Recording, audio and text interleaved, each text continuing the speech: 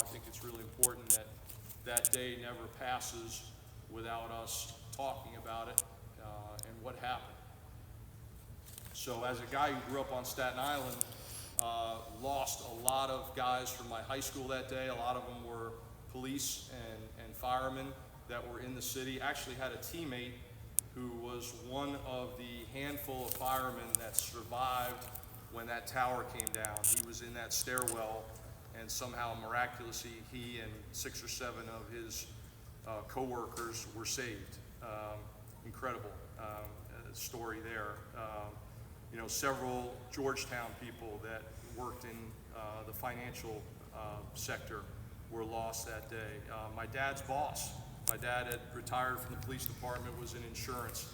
His boss had played offensive line in Pittsburgh and was lost that day. So, you know, very, very meaningful time. I think we all remember, if we're old enough, exactly where we were and exactly what we were doing on 9/11. I remember I was a first-year head coach at Lehigh, and we were getting ready for a game against the University of Pennsylvania, and it was a Monday, and we're in the office game planning, and all of a sudden, you know, the TV monitors went from watching cut-ups of UPenn to turning on the news and seeing what was going on. So, you know, I think it's important that even though the guys we're coaching today, you know, may not have felt the same way that we did as adults, I think it's important that they understand that that's a part of our country's history.